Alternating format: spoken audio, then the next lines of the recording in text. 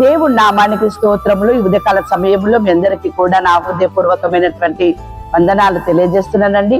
ఈ దినము దేవుడు మీతో మాట్లాడుతున్నటువంటి మాట దినవృత్తాంతములు 2వ గ్రంథము 15వ అధ్యాయము 2వ వచనములో వాక్యం ఈ రీతిగా ఉంది.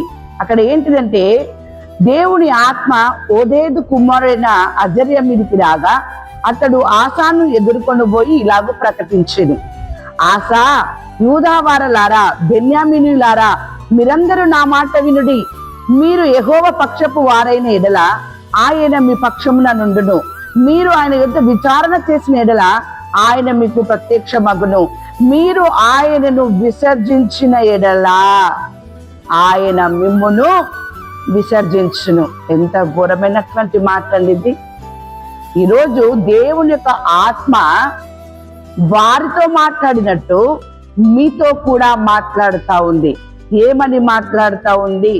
యెహోవా పక్షపు వారైన ఎడలా మీరు ఆయన మీ పక్షముగా ఉంటాడట. ఆయన వైపు మీరు తిరిగినట్లయితే మీ వైపు ఆయన తిరుగుతాడు. ఆయనను మీరు విసర్జించినట్లయితే ఆయన కూడా మిమ్మల్ని విసర్జిస్తా ఉంటాడు. ఈరోజు నువ్వు ఎలా ఉన్నావు? ఆయన తట్టు తిరిగేటటువంటి స్థితిలో ఉన్నావా?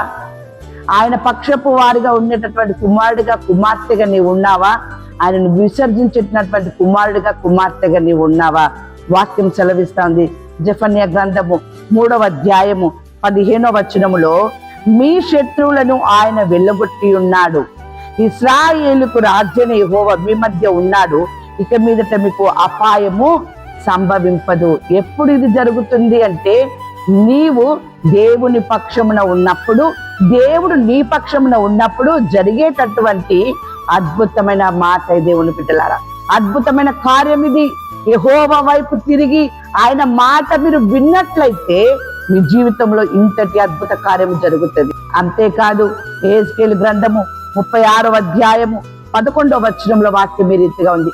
మునుపటి కంటే అధికమైన మేలు మీకు కలగజేసేదను, అప్పుడు నేను యెహోవానై ఉన్నానని మీరు తెలుసుకొందురు.